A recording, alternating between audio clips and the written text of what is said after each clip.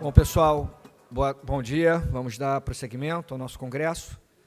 E no próximo painel, a gente vai tratar do tema relacionado à gestão pública municipal, inovação e controle.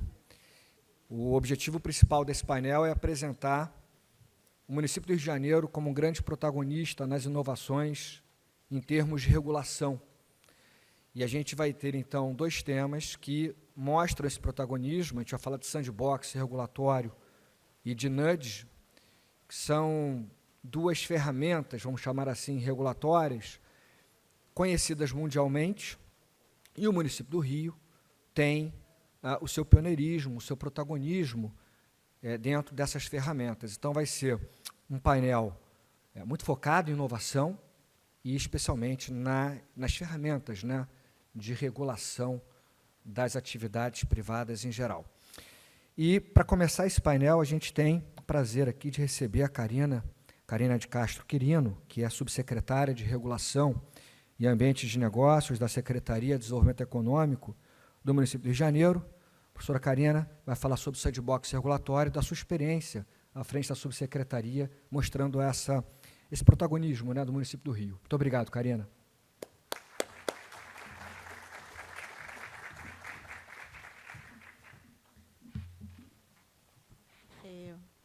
Por favor, aqui. Gente, bom dia. Meu nome é Carina. Hoje estou subsecretária de Regulação e Ambientes de Negócios na Secretaria de Desenvolvimento Econômico, Inovação e Simplificação. E inovação de estudo, né, no nome, a gente tem que chancelar nas nossas atividades todo o título dessa secretaria. E sou doutora em Direito Público pela UERJ, mestre em Direito pela UFRJ, então eu sou uma acadêmica que, oportunamente, está vivendo um sonho, né? O sonho de olhar para os livros e projetar na realidade. E esse não é um sonho que todo mundo, infelizmente, possa fazer, e eu sou muito grata ao ex-secretário Chicão Bulhões, que me convidou para estar aqui, a minha permanência pelo secretário Tiago Dias, e principalmente pela parceria tão grande que tenhamos encontrado na PGM hoje, né? Eu agradeço muito o nome do Daniel Bucar, e todos os outros demais procuradores, o professor Rafael Oliveira, que tem sempre sido um pilar de debate, de crescimento e de pensar, né, a administração pública municipal e o pensar de políticas públicas.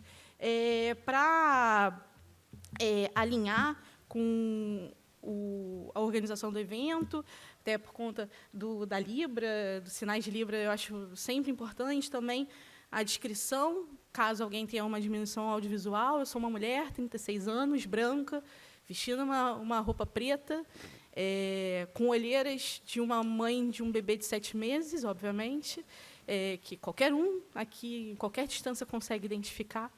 Então, eu agradeço muito, mais uma vez, a organização do evento. Acho importantíssimo.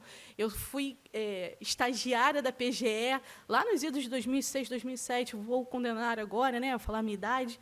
E fui a muitos eventos dessa casa, eventos até coordenados pelo professor Rodrigo Brandão, que foi meu orientador por um tempo no doutorado, Congresso de Direito Constitucional da PGM. Então, é um prazer, de fato, poder estar aqui. Antes de seguir, também eu queria agradecer, por último, porque não dá, um sonho não se constrói sozinho, um projeto não se constrói sozinho.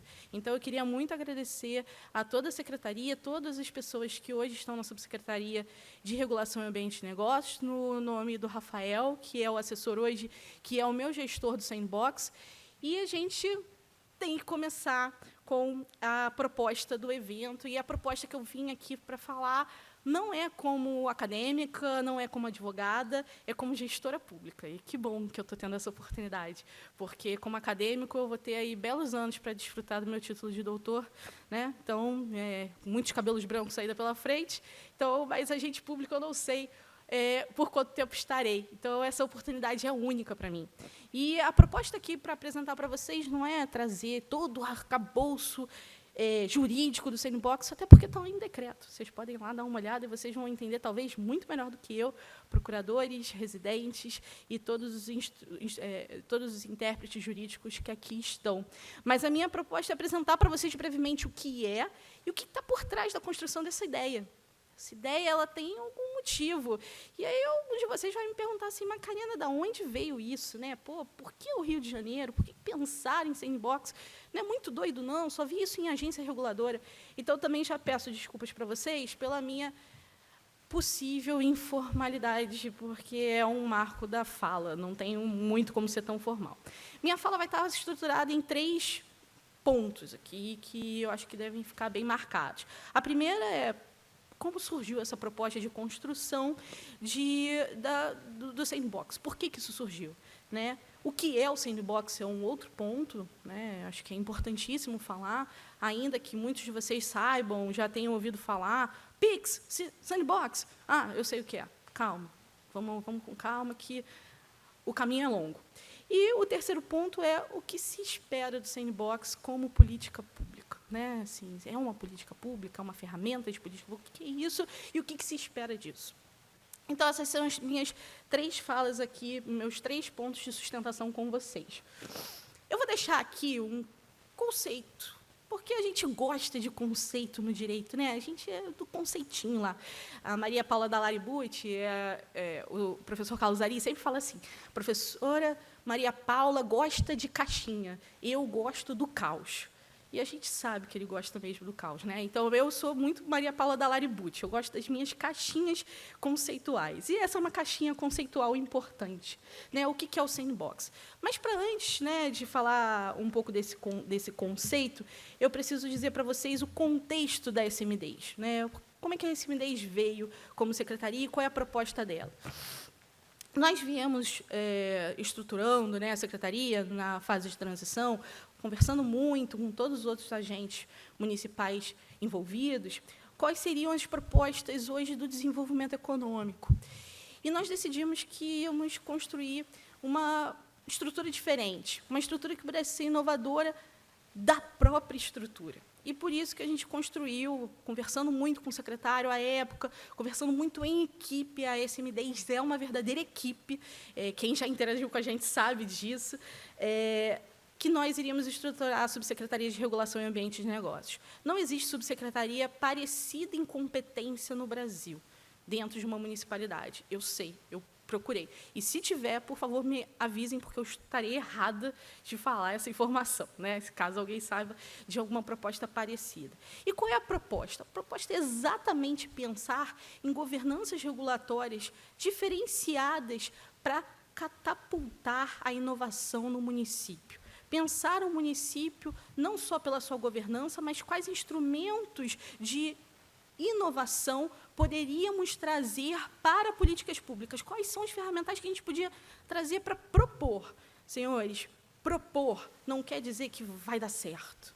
É óbvio que não é uma fórmula acertada. Né? A professora Patrícia Batista falou, numa das aulas, uma frase que eu levo para a minha vida, que é: o caminho se faz com a caminhada. E política pública, em alguma medida, é isso.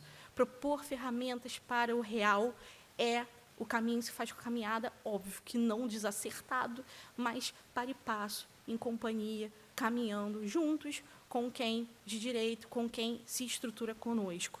Procuradorias, outras secretarias, com os agentes públicos, especificamente no geral. Então, a nossa proposta era pensar e fazer um grande brainstorm de que de ferramental nós poderíamos trazer. O sandbox veio como uma muito possível solução para diversos problemas que a gente já vinha encontrando na cidade em alguma medida. Eu tenho certeza que todos, em alguma medida, ouviram falar do patinete que atropelou alguém no meio da cidade e que aí agora tinha um projeto de lei, uma lei, que tinha que botar capacete e joelheira, como a mamãe e a vovó pediam para você andar de bicicleta no meio do centro. Então, a gente sabe que tem situações desacertadas e desconjuntadas entre privado e público que impedem ou que, pelo menos, dificultam, impedir é muito forte, né? Mas dificultam que uma inovação venha, que uma inovação seja testada, que ela seja, de fato, possível de ser avaliada no espaço público. Esse é o grande ponto. O espaço público precisa do olhar da municipalidade. Né? Sem a municipalidade entender como aquele espaço público deve funcionar e quais efeitos ele promove na vida do cidadão, realmente fica difícil de entender se aquela inovação ela é positiva ou negativa, quais são as suas externalidades. Então, o Sandbox vem como uma ferramenta muito interessante para diálogo entre privado e público para compreender os efeitos de uma determinada inovação. E aí, quando a gente fala inovação, senhores, a gente pode aqui falar um catatal de revisão de literatura, entender o que é inovação, o que é entender. Mas a gente aqui, para fins de Sandbox, a gente vai entender inovação como qualquer processo, qualquer tecnologia. Né? Na saúde suplementar, a gente fala muito em tecnologia. Qualquer tecnologia quer dizer qualquer processo, produto, serviço que tem uma ruptura com o anterior. Né? O que rompe com o processo tradicional.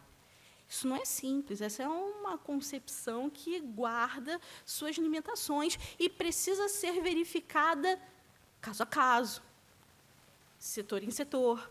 Né? Aqui a gente acabou de ouvir o Pedro e o Duda falando, e quando o Pedro estava falando dos eventos, assim, tem um evento que muitos de vocês aqui que moram na Zona Sul já foram, que é a Junta Local. A Junta Local é um evento muito peculiar. E eles não são só um evento, eles têm várias atividades ali íncitas que, por exemplo, sugeririam estar no Sandbox.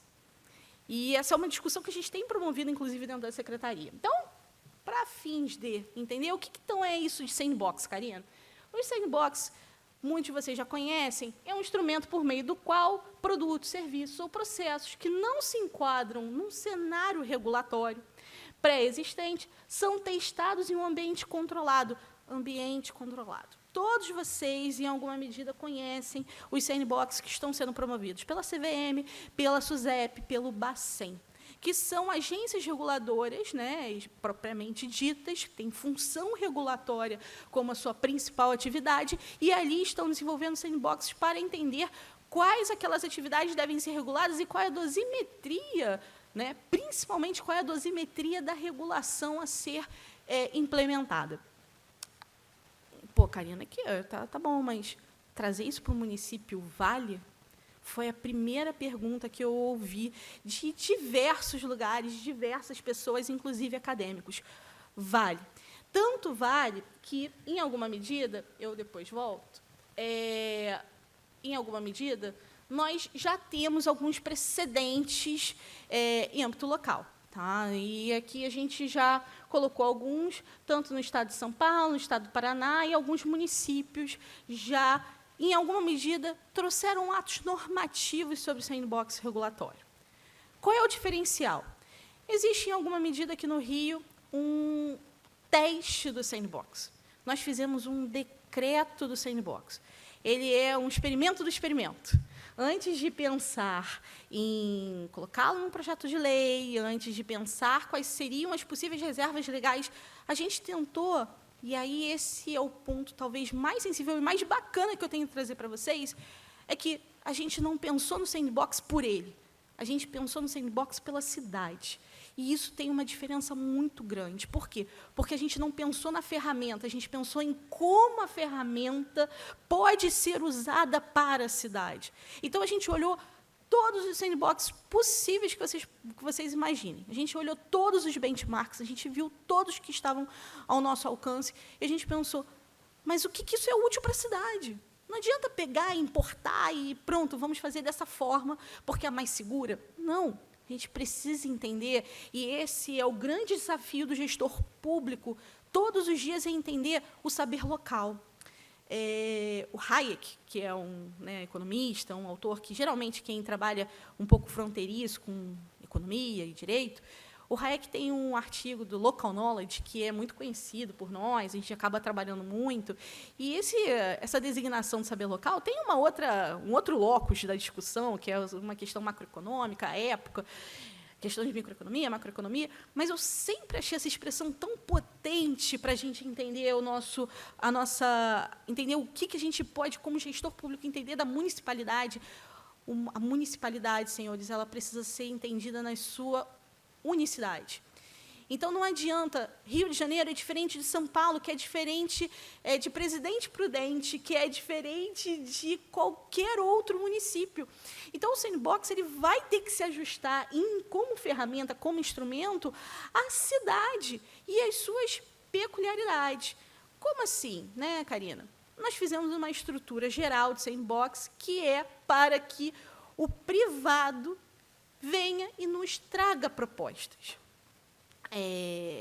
E isso deu certo. Esse era um teste que a gente precisava entender. Se a gente deixava isso em aberto, se a gente procurava empresas de inovação, ou se a gente deixava o mercado falar. Eu falava para o mercado, ei, mercado, nós temos o Sandbox agora. E deu certo. Eu não sei se vocês sabem, esse a gente já institucionalizou isso no Rio de Janeiro, né, via decreto 50.697/2022, cuja construção não seria possível sem a Procuradoria-Geral do Município, com quem debatemos, com quem acatamos todas as sugestões para que essa ferramenta pudesse ser viável. E no primeiro edital, nós tivemos 8 projetos. Karina, mas só 8? Senhores, tem gente me chamando de maluca, porque 5 foram aprovados com todo rigor, e nós gostaríamos muito que o prefeito acatasse esses 5 projetos, porque são incríveis para a cidade, né? São projetos que, de fato, promovem inovação no espaço público. Um deles eu posso falar, assim, sem falar as partes, que é sobre drones. Tá?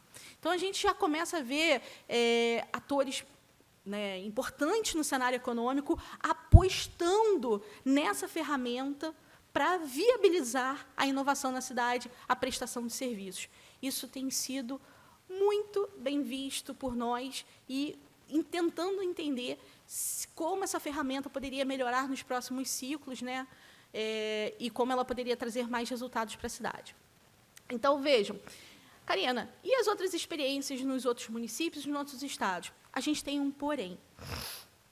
Nos outros estados, a gente teve São Paulo, Paraná, e a gente também teve uma lei no Distrito Federal, que não está ali dito, mas essas leis elas têm algumas reservas legais, obviamente por isso que o Sandbox foi instituído por lei, mas elas têm algumas reservas legais que não nos interessavam nesse momento, por exemplo, incentivo fiscal.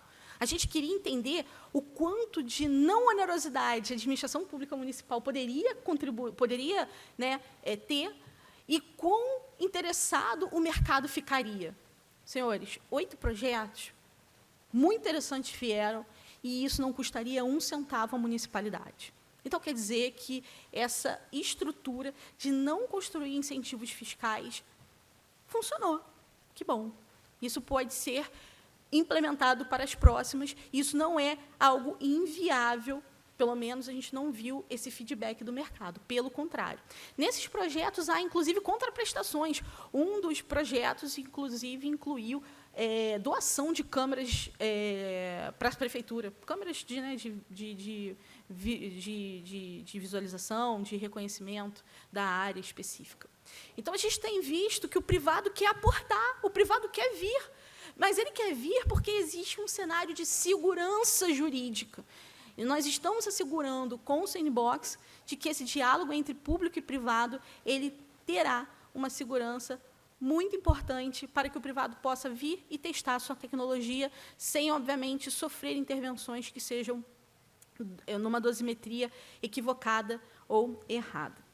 Então, já terminando a minha fala, porque eu já perdi até um pouco da noção do tempo, o que a gente espera do Sandbox? Vejam a estrutura jurídica, eu acho que a estrutura jurídica dele é bastante interessante, é uma estrutura compartilhada entre secretarias, para cada um dos projetos, tematicamente se construiu grupos de trabalho, para que todas as secretarias tematicamente aderentes àquele projeto possam dialogar e possam conversar entre si. Isso proporciona uma visão sempre multidisciplinar, sempre multilateral de diversos atores ali daquele determinado projeto, né? É óbvio, nem todo o advogado, muitas vezes, é a parte menor de um projeto tão grande como esse. É preciso de muitos olhares e muitas transversalidades para apurar e para avaliar, né, as informações que vêm de cada um deles. e é uma estrutura em que vai se permitir entender. É o que nós, da administração pública, precisamos. Deixar o privado agir com supervisão. E uma supervisão de dados, de monitoramento, que nos traz evidências científicas para construir, se for o caso, uma intervenção regulatória na dose certa. Essa é a nossa preocupação. E esse, senhores, na verdade, é o que nós esperamos do Sandbox, que ele seja uma ferramenta que não mitigue a inovação no seu início, que não faça com que ela pare de crescer, mas que cresça ordenada, que cresça sem mitigar o espaço do cidadão, que cresça sem implicar em diminuição de bem-estar de quem usufrui daquela tecnologia ou de quem está no entorno daquela tecnologia. Isso é o mais importante para nós. Ela tem sido uma ferramenta que, potencialmente, nós já temos visto esse efeito, porque já sabemos que não teremos mais um caso de patinete na cidade. Então, nesse cenário, eu convido vocês a entrarem no site institucional, é sandboxrio.com.br. Esse o ataque hacker não derrubou, está lá. Então, convido vocês a entrarem. Lá nós estamos dando toda a transparência, tanto de decreto como os editais.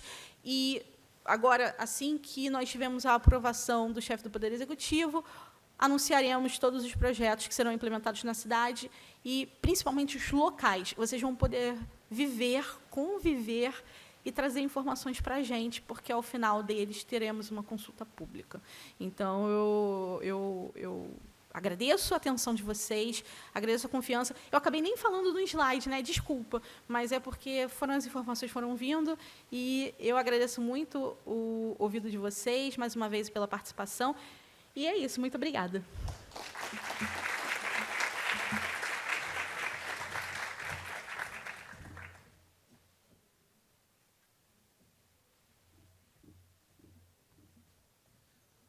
Bom, vamos dar prosseguimento aqui ao nosso painel.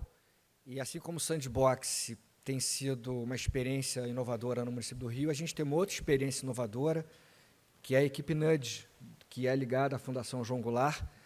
E o município do Rio de Janeiro foi, acho que o primeiro, né, pioneiro no Brasil, em relação a essa utilização de ferramenta Nudge. Lembrando que essa expressão Nudge significa basicamente empurrãozinho, pequeno empurrão, pequeno cutucão, que é uma expressão que ficou muito difundida mundo afora, a partir de uma obra importantíssima do Richard Thaler com Kai Susten, Richard Thaler, que é Prêmio Nobel de Economia, e que essa obra é traduzida para português, inclusive. Então, a gente vai receber, nesse momento, a presidente da Fundação João Goulart, Rafaela Bastos, para falar das experiências do Nudge no município do Rio, ela à frente desse projeto, junto com uma equipe maravilhosa que eu tive o prazer de conhecer. Já aproveito, Rafaela, aqui só para fazer a propaganda. Na terça-feira que vem, dia 20 de setembro, nós teremos um evento específico sobre Nudge, lá na Procuradoria do município do Rio de Janeiro, às 16 horas. É um evento gratuito, é aberto à comunidade jurídica, limitado, claro, ao espaço físico, mas é um evento que a gente pretende gravar também e disponibilizar, como a gente tem feito no YouTube, para democratizar o acesso a todo esse conhecimento. Então, muito obrigado, Rafaela, e boa palestra.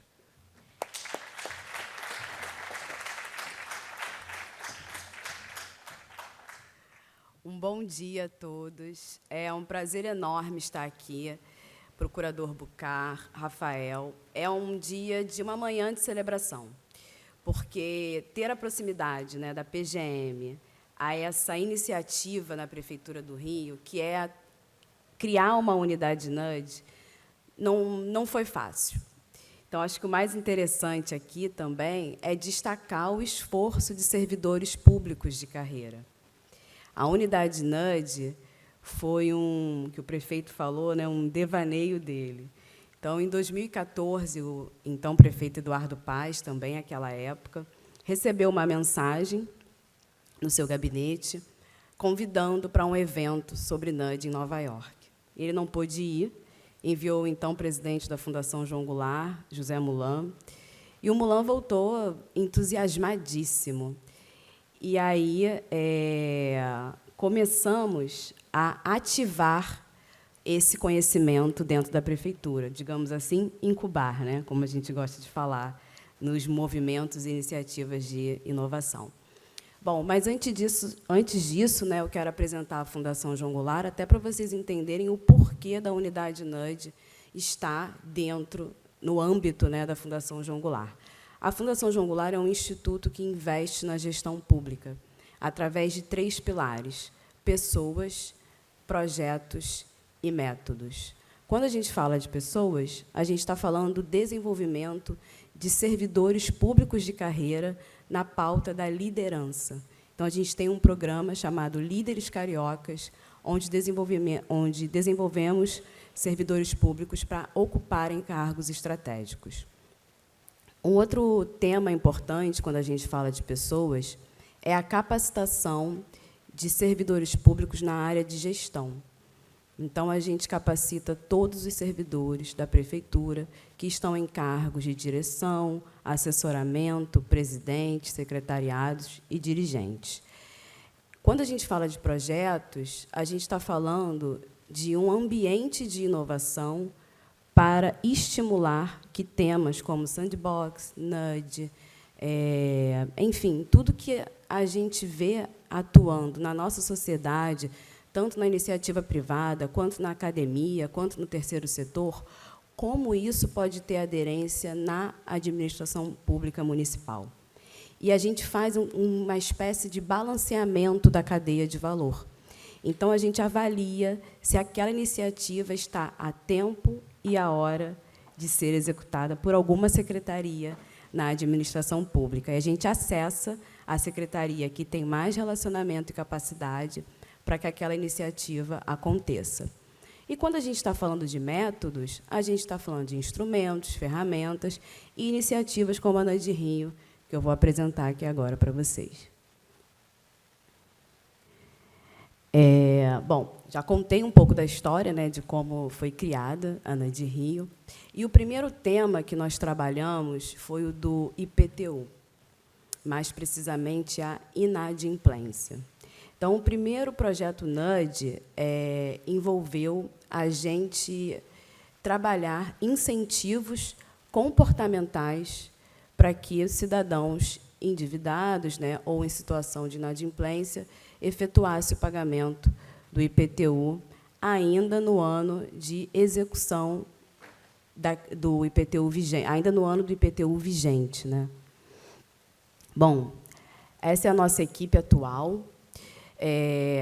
A história começou comigo e com o Sérgio Bastos. Então, como eu falei, em 2014, o prefeito Eduardo Paes estimulou que nós desenvolvêssemos projetos de NUD, começamos na Secretaria Municipal de Fazenda, com o IPTU, mas não evoluiu para uma existência institucionalizada de uma unidade NUD.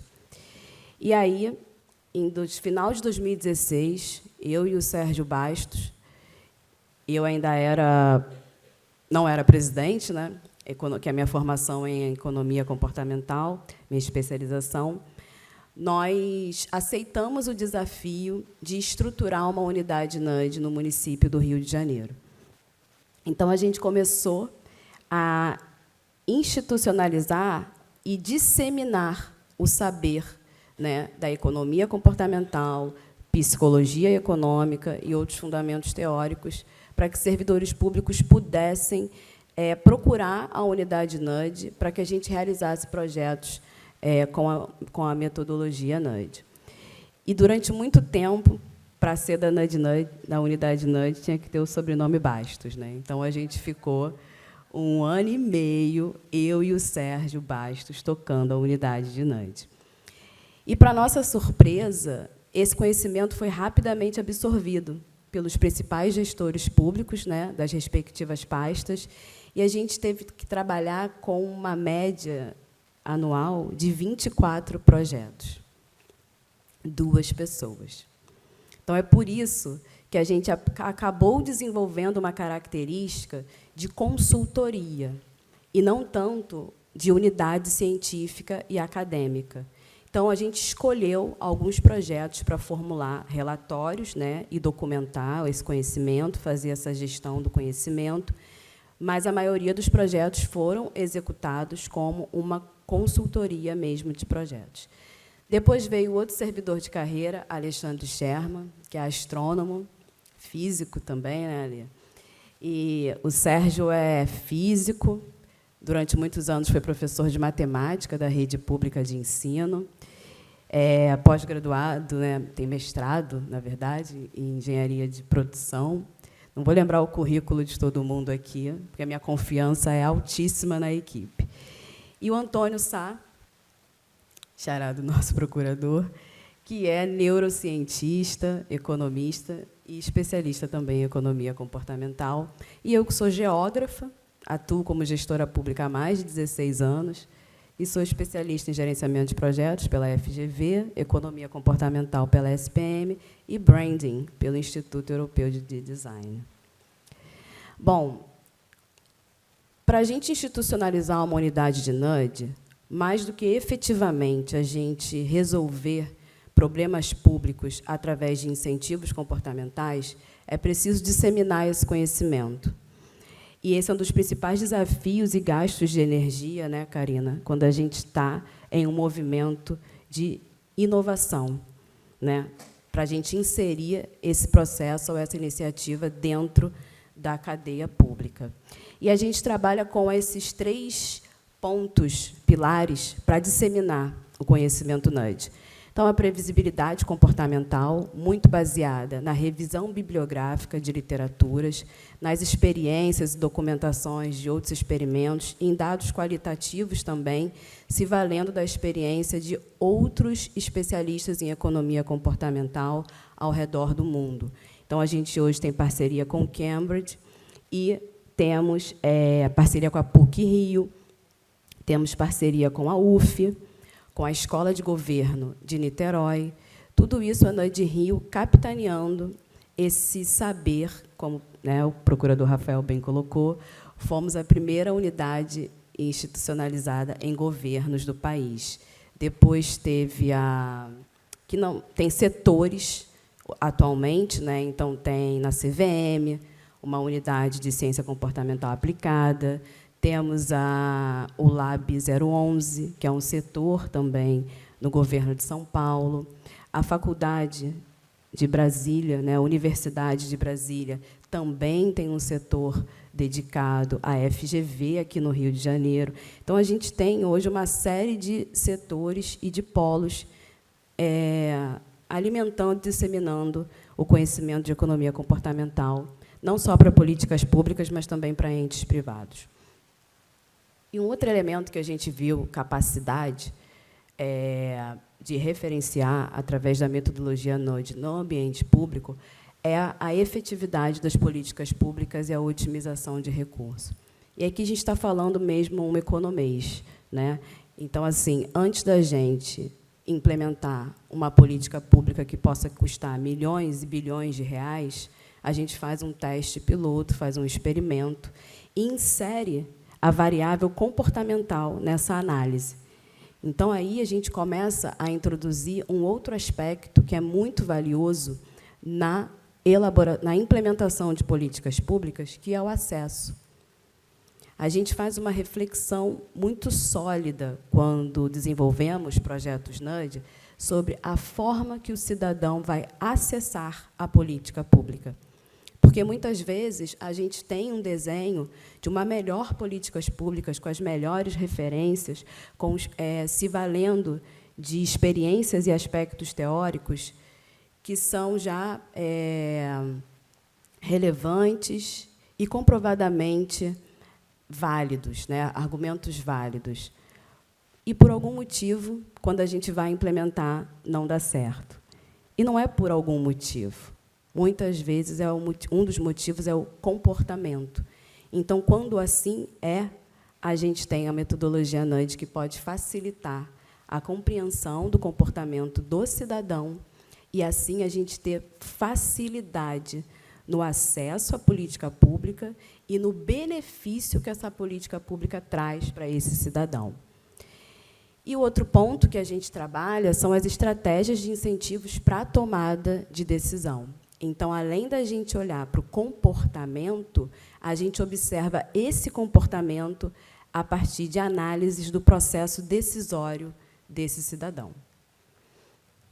Como bem o procurador comentou, né, a tradução literal do nudge é um empurrãozinho, um cutucão, e ele possibilita, né, a mudança de hábitos e comportamentos em prol de si mesmo. Aí eles estão falando que é para o benefício do cidadão, né, e de quem é ativado ou incentivado a um comportamento que signifique uma melhor decisão sobre aquele acesso ou desejo, sem mudar os incentivos econômicos. Então, nudge não é uma promoção, né, não é uma Black Friday, e sem proibir as opções de escolha, preservando a liberdade da decisão.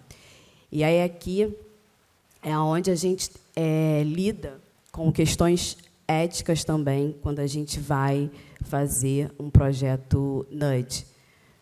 Muitos teóricos questionam o porquê, quando o nudge não é uma manipulação do cidadão ou de um outro indivíduo para a tomada de decisão.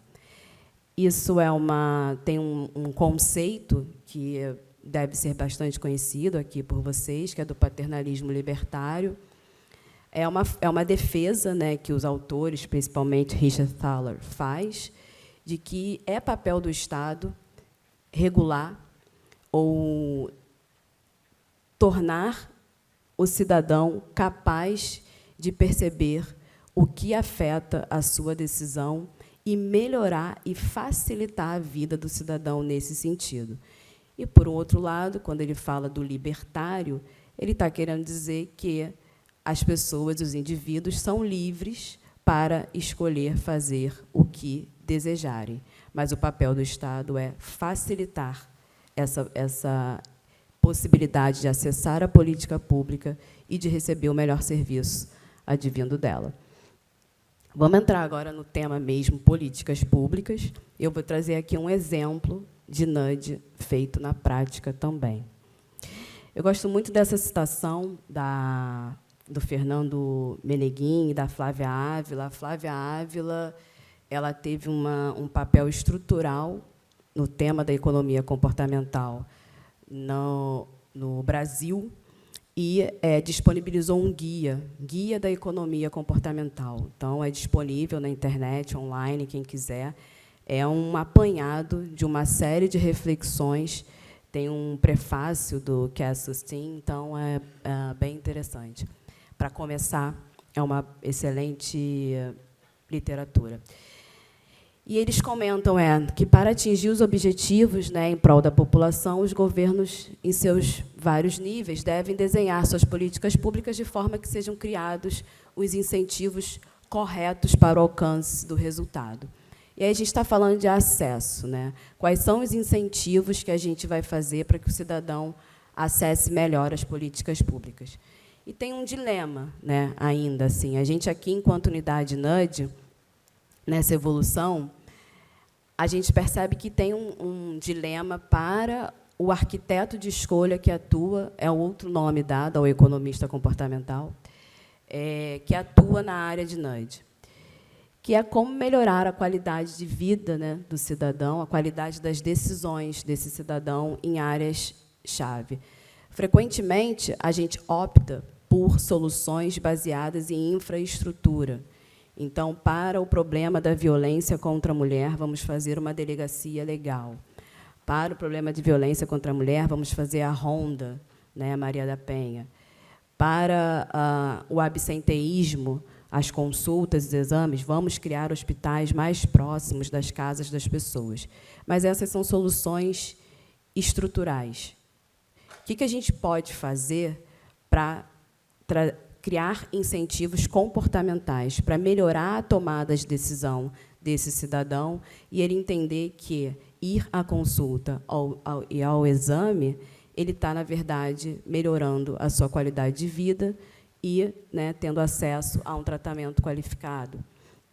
E a arquitetura de escolhas é para melhorar esse bem-estar do cidadão, para as pessoas cumprirem os seus objetivos.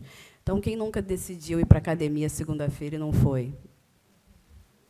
É um clássico, né? Quem não tem a listinha guardada da Black Friday?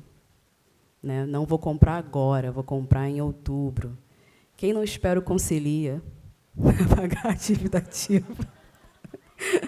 Né?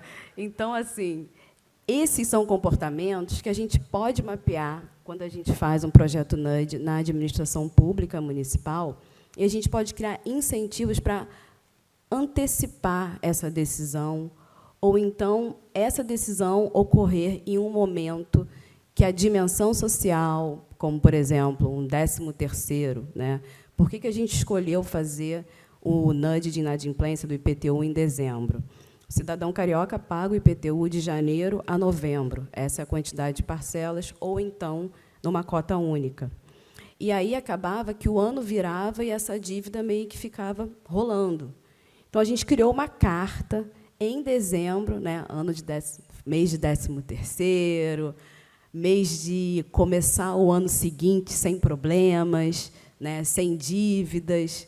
Então, a gente envia essa correspondência em dezembro, com a dívida total, né, do inadimplente calculada, e destacando as expectativas de punição, como, por exemplo, o volume de juros que vai ser acrescido àquela dívida atual, caso ele deixe virar o pagamento para o ano seguinte.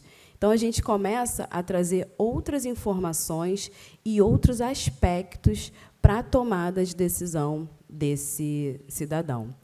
E aí, quando a gente está considerando aspectos como 13º, como a virada do ano, são dimensões sociais que fazem parte das nossas decisões, né? Fazem parte da nossa cultura. No final das contas, isso é muito importante de destacar, a gente não melhora diretamente as condições das pessoas, né, de vida. Não é um depara. A gente vai investir numa melhoria da capacidade de tomada de decisão, e aí sim a vida dessas pessoas pode melhorar, porque esse é o objetivo.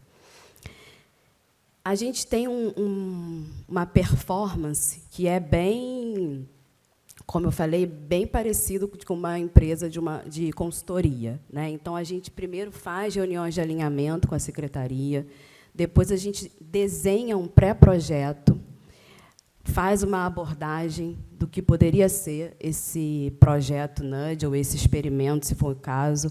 Às vezes, não são experimentos.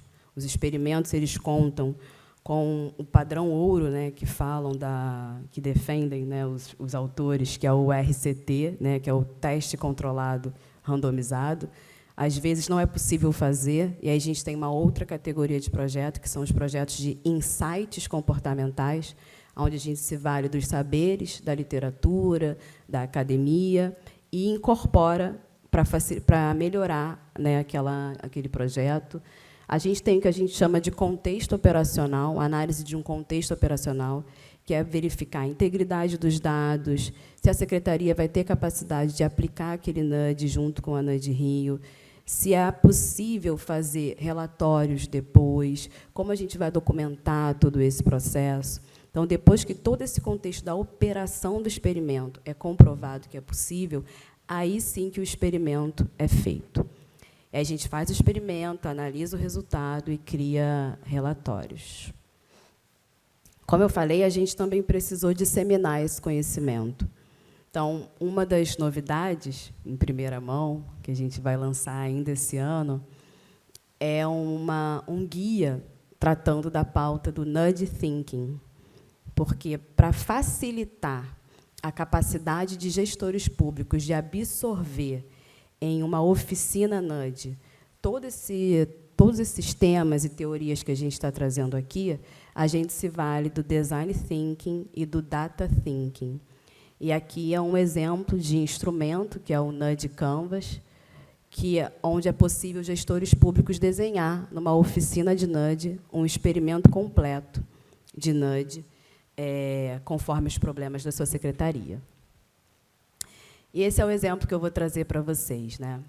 A gente começou numa parceria com o ITDP, com o projeto Travessia Mais Legal, que a gente fez no Maracanã, ali perto do metrô. Na verdade, ali é São Francisco Xavier.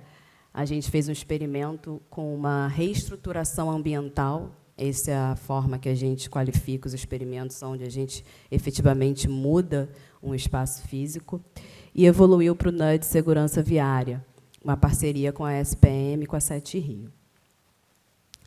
Então, aqui o problema qual era? Esse ambiente aqui na Urca, onde está o antes, não sei se vocês conhecem ali, perto do Zona Sul, é meio caótico de atravessar ali naquele triângulo, né? Onde estão os carros, inclusive, eram onde as pessoas paravam para tentar atravessar. E aí a gente fez todo um estudo de campo e mapeamos as travessias, como tem ali naquela ilustração ao lado.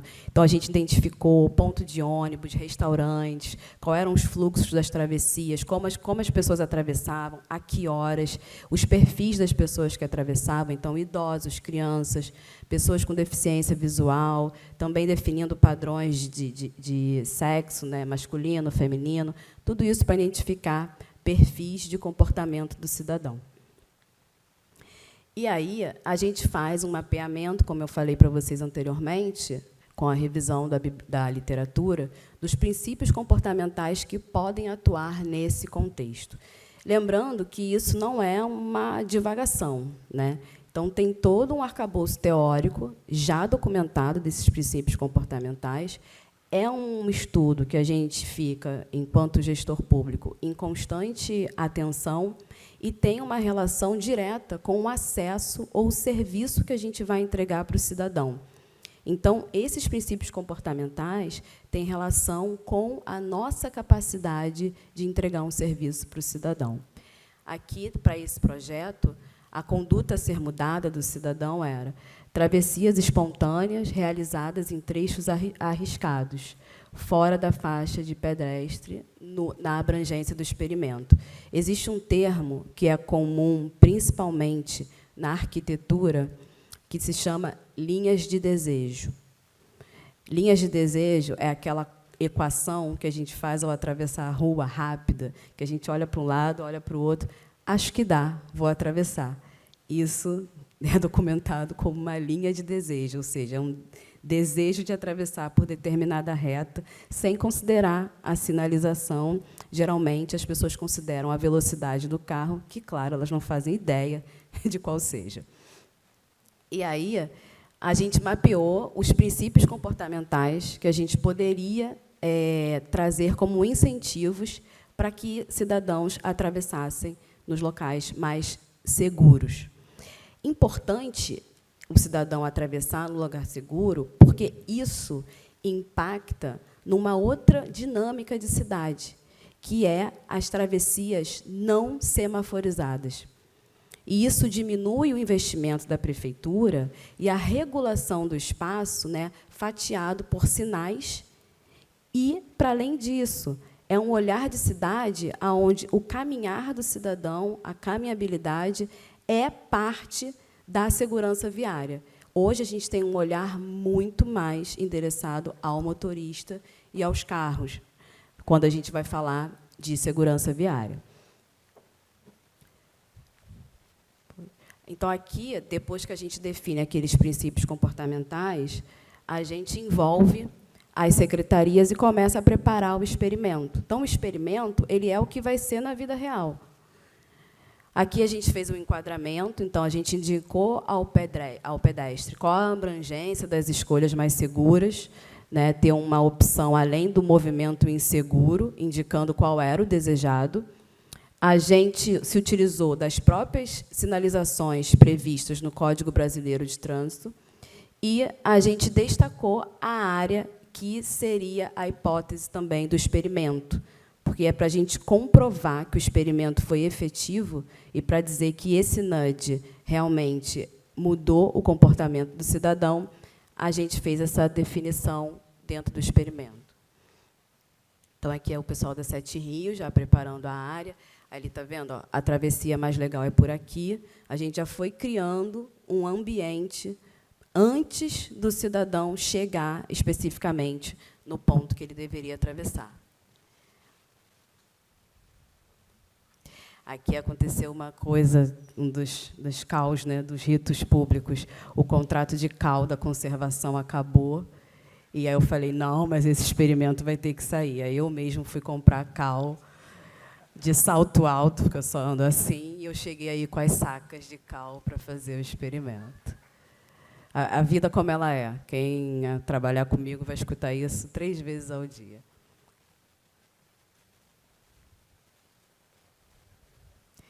Então, em cada direção de faixa de pedestre, a gente colocou também uma sinalização informando que a travessia mais legal era por ali. Agora, os motoristas continuaram parando no triângulo vermelho. Amarelo. Aí a gente teve que botar uma placa de proibido estacionar. E aqui eu estou destacando, né, aqueles princípios comportamentais, como a gente trabalhou na prática esses princípios, né? Então, a pintura do trecho amarelo, que era o movimento desejado. Então, a pessoa, antes de chegar ao outro lado da calçada, tinha a opção de parar no triângulo, ir em direção ao triângulo para chegar a algum lado da calçada. A opção padrão é a própria faixa de pedestre, porque aí a gente atuava tanto com o olhar do motorista, para ele reduzir a velocidade, quanto para o cidadão também escolher um local seguro de travessia. E o enquadramento, que são as placas, né? E o triângulo amarelo, que é a comprovação de que o experimento foi efetivo. Então, cada pessoa que pisava no triângulo amarelo, a gente fazia essa contagem. Então, durante todo o período que o experimento estava sendo realizado, tinha uma equipe, tanto da Sete Rio quanto da NAD Rio, fazendo a contagem de motoristas e de pedestres. A iluminação, a gente foi à noite também olhar o local, e a gente viu que era muito escuro ali para atravessar, então isso aumentava a velocidade com que as pessoas atravessavam e o risco, né, de sofrer algum acidente. Então, a gente também contou com o apoio da Rio Luz para poder iluminar nos locais onde a gente indicava que deveria ser a travessia. Eu vou agora a prática, a vida como ela é.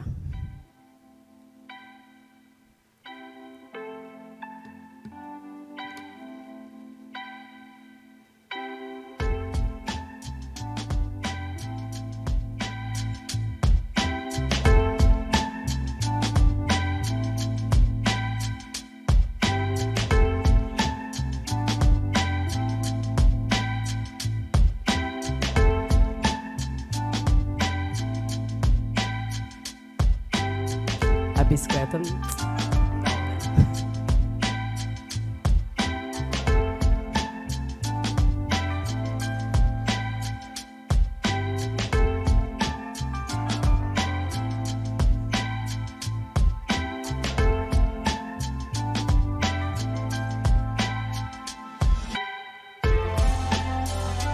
Sou eu ali fazendo a contagem de pedestre.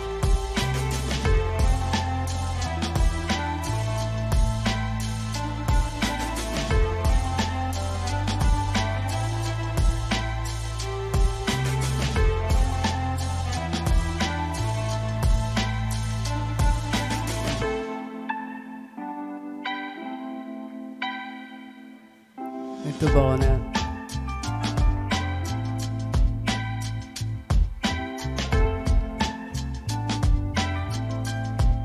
A gente fez essa parceria, né, com o MBA de Economia Comportamental, primeiro no Brasil, Sete Rio e a Rio Luz também.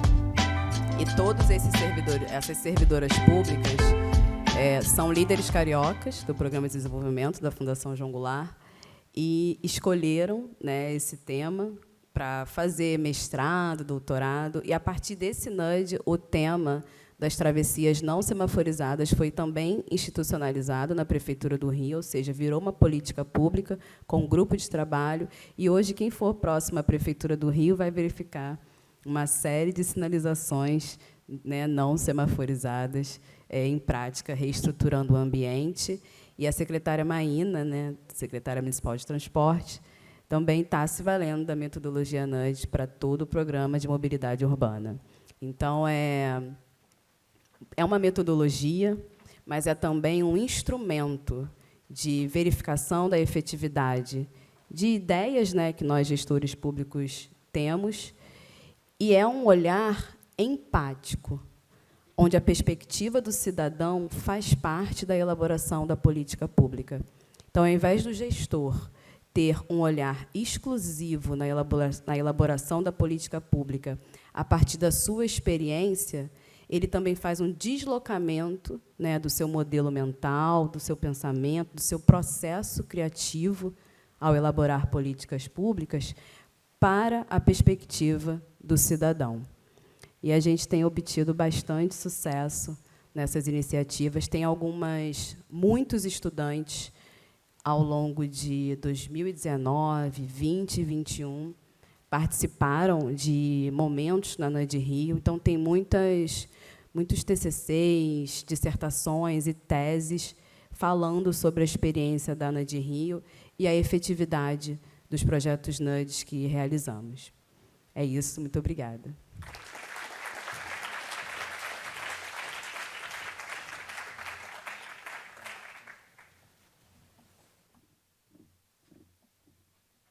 Pessoal, a gente vai, então, primeiro agradecer, né, a Rafaela e a Karina pelas brilhantes exposições, mostrando a força feminina de um painel, que é muito importante, mas importante também o pioneirismo do município na inovação. O Sandbox e NUDES realmente são ferramentas que nos orgulham, a mim pessoalmente, Rafaela e Karina sabem disso.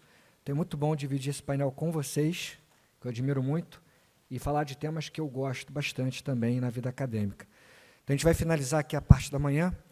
Como houve esse pequeno atraso por conta da chuva, nosso retorno seria 13h30, vou botar 13h40, 13h45, a gente retoma os painéis da tarde. Então, bom almoço a todos, até daqui a pouquinho.